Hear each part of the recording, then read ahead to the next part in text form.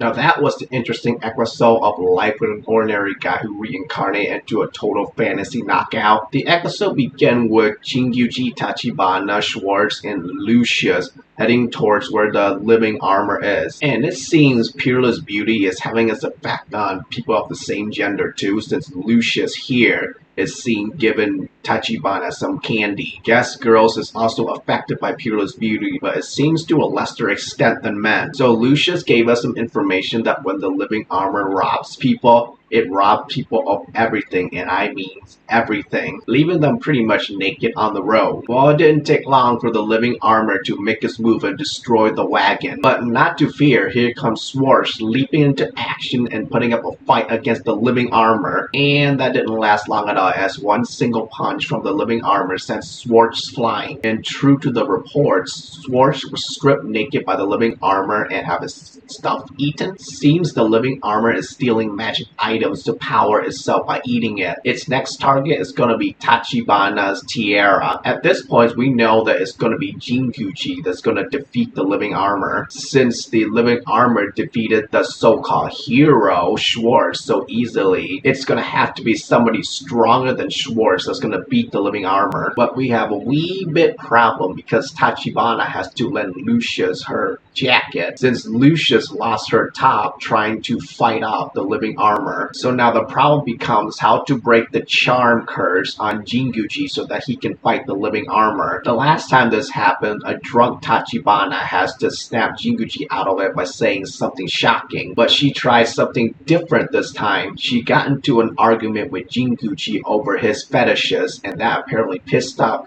Jinguji enough that he took out his anger and frustration on the living armor. Jeez, did Jinguji have some kind of third eye behind his back? Because he didn't even look at the living armor when he beat it. The first half of the episode does feel more quick-paced and serious, but it didn't take itself too seriously. I mean, the living armor is pretty much the joke character. It got a more menacing look with that giant axe, but it barely even uses that axe. Seriously, what's the worst that can happen? You get stripped bare bottom and have to run back naked? The tension was pretty much gone when Lucius told us that the victim of the living armor was only stripped naked and that there were no deaths reported with the living armor. In contrast with the second half of the episode, which takes itself way less serious. And we did learn from Lucius's interrogation of the living armor that there were other of the Demon King's general in the area. And we did get a tease of this Demon King's power when she blew a giant hole in the ground without really making a sound. So the next morning, Schwartz, Jinguji, and Tachibana all gather inside Tachibana's apartment, and Schwartz notices that Tachibana's apartment looks like a guy's apartment, and that's when Tachibana dropped the bombshell on Schwartz that he used to be a guy. Schwartz was apparently so shocked by that he turned white as a ghost. At the end of the episode, we actually got a glimpse of Schwartz's stat. Let's take a little closer look at this, shall we? Schwartz's stat is definitely above average compared to a mob enemy, those bandits in episode 2, and Schwartz has the same luck as Jinguji with 5. Well, now we know why the charm skill from Tachibana works so well on both Jinguji and Schwartz, which make you think what Lucius's luck stat even is, since she said at the beginning of the episode she trained against mental attack. If you guys made it this far into the video, be sure to push that red button at the bottom of the video to subscribe. Anyway, moving on. Tachibana is the type of person that likes to take less confrontational approaches to problems. Like in this scene here where she would rather throw away her tiara than to fight the living armor. Yeah, that'll work in this situation, but it's just gonna cause some problems down the line, since that tiara is what's suppressing her charm skill on everybody. It will be a problem for Tachibana if Jinguji keep getting charmed by her during time of crisis. I mean, she is Peerless Beauty troublemaker after all, so problems is just gonna creep up to her all the time. And since she's so weak, she's always gonna need Jinguji around her. Jinguji, on the other hand, is a very prideful man. That pride of his is that's why he doesn't have too many friends. And you actually see it in this flashback here where he has to outdo everybody. And this goes back to a theme that both Jinguji and Tachibana are both envious of each other. other. Jinguji is envious of Tachibana because he's able to make friends so easily compared to him, while Tachibana is envious of Jinguji because all the girls likes him better. Each character wants something that they don't have. In my opinion, I think it's better to approach life like Tachibana than Jinguji. Jinguji might be a high achiever, but none of the girls are really that close to him. Anyway, we did learn something about Schwartz and that he's a third-year high school student, and for some reason when he shows us his stat, he has to hide his name. My guess that he's probably an otaku with 8th grade syndrome. I mean, he came up with this name that's unnecessarily long, and he tries to act cool and keep telling everybody he's the hero. But of course, his buffoonery backfired on him because nobody believes that he's the hero even though he is. Even the enemy thought that he was a fake, but the enemy did take notice of Jinguji though. As for Lucia, she seems to be a serious man type character. Well, we did already have 3 funny men with Tachibana, the elf girl, and Schwartz. We can't let Jinguji deal with all this seriousness all on his own. The joke would get pretty worn down if it's only Jinguji pulling out the jabs. So Lucia serves as a different kind of jab as a law enforcement, and a different perspective to a joke kind of keeps things fresh. Well guys, that's it for the episode. If you guys liked the video, be sure to leave a like, and as always, subscribe by pushing the red button at the bottom of the video.